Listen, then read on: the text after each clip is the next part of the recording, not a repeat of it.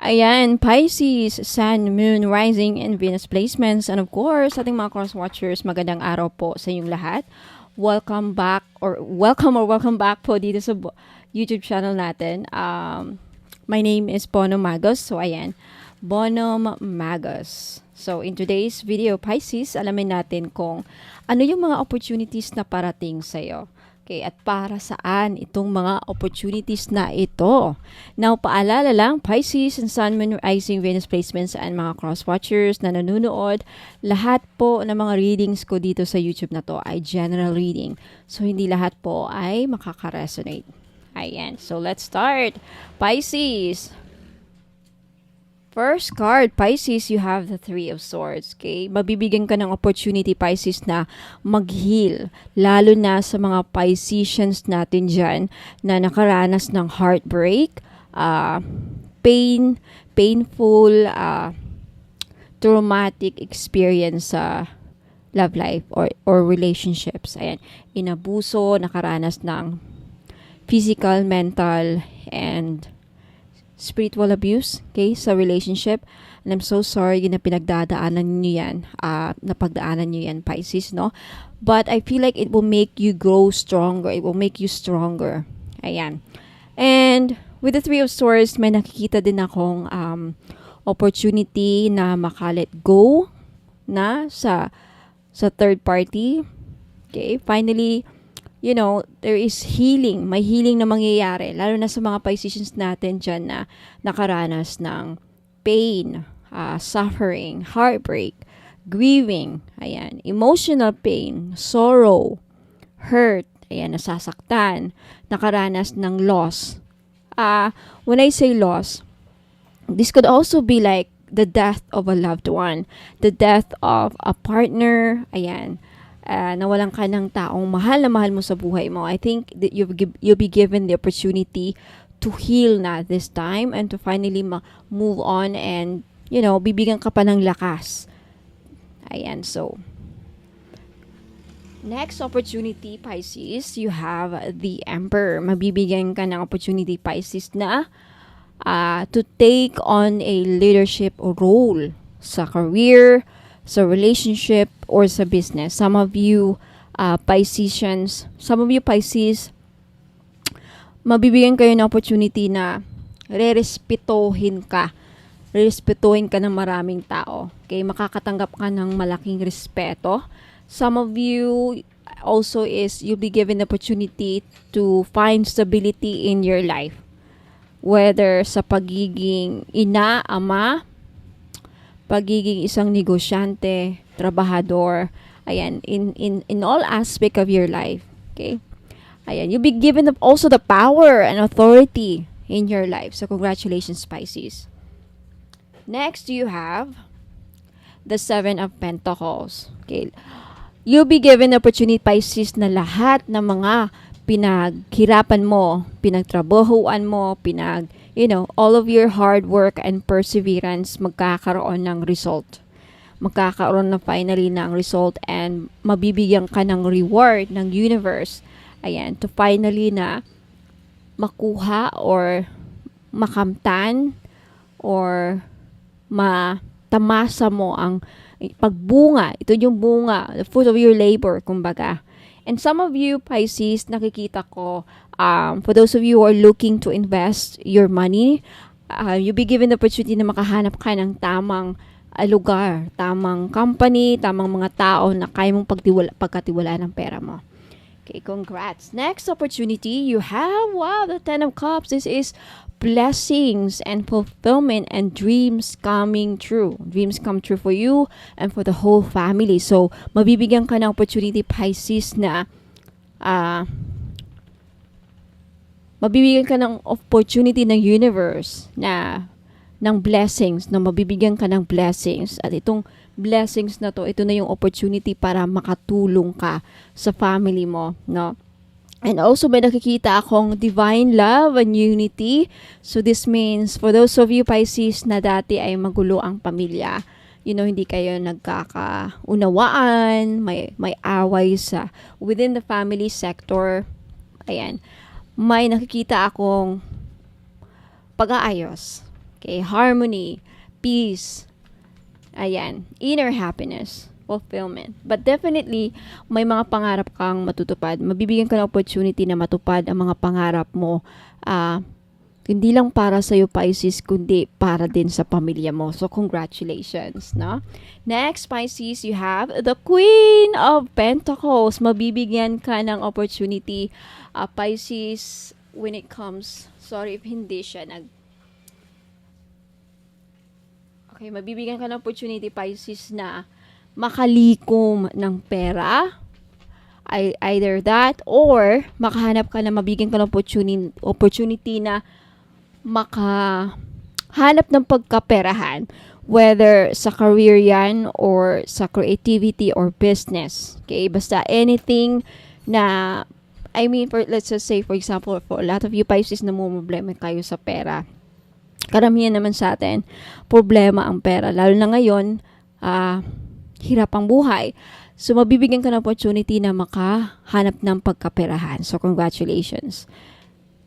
Next, you have the Queen of Cups. The Queen of Cups is, I can sense dito, Pisces, na mabibigyan ka talaga ng opportunity na finally, unahin, this time, magiging priority mo na ang sarili mo, which is really good.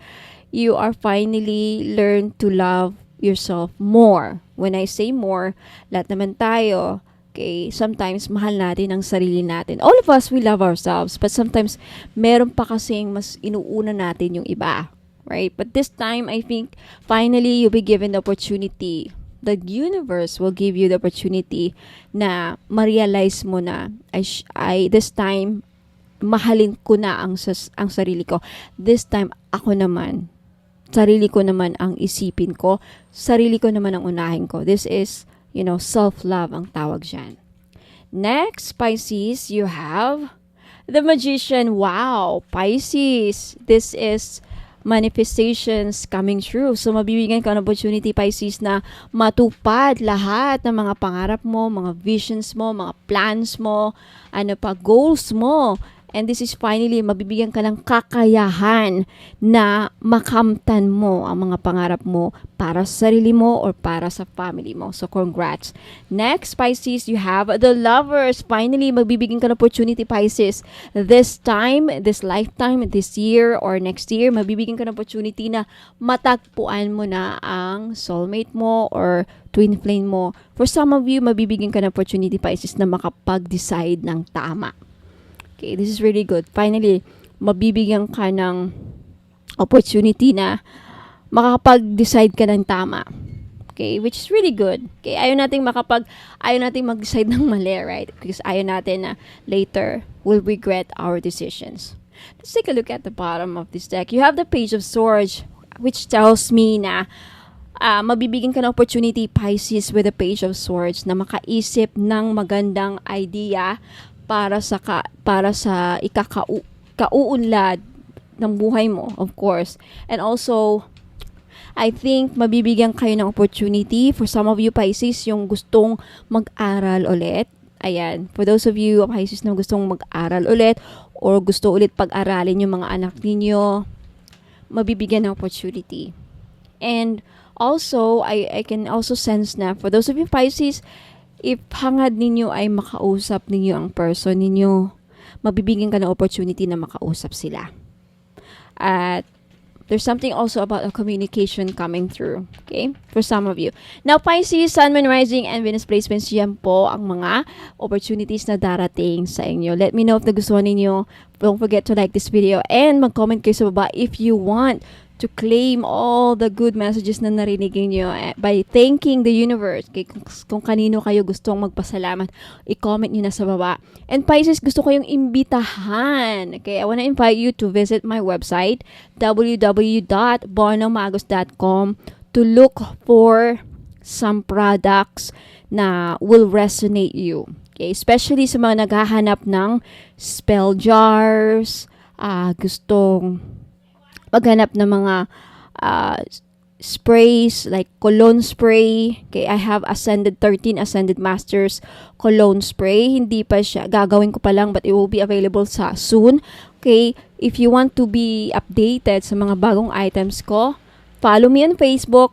Bono Magos, okay, on Facebook, and message me. Okay, if you want to know more about me, if you want to know what kind of products ang binibenta ko, especially for those of you naghahanap ng pampaswerte, like amulets sa mga lalaki, crystal bracelets sa mga lalaki, mayroon din sa babae. Okay? Jewelries, mga necklace, evil eye bracelet and necklace, meron ako. Visit my website para makita nyo yung mga pictures, makita nyo ang mga benefits, nakasulat doon lahat, description, para saan to, anong benefits nitong crystal na to, anong itsura, anong kulay, anong gusto makita ang pictures. And for those of you na, curious, curious about me, want to know more about me, my background, anything about me, it's all in the website www.bonummagas.com.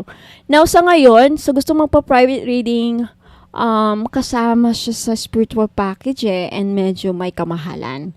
It's very, very expensive, but nothing is really expensive if you can afford, right?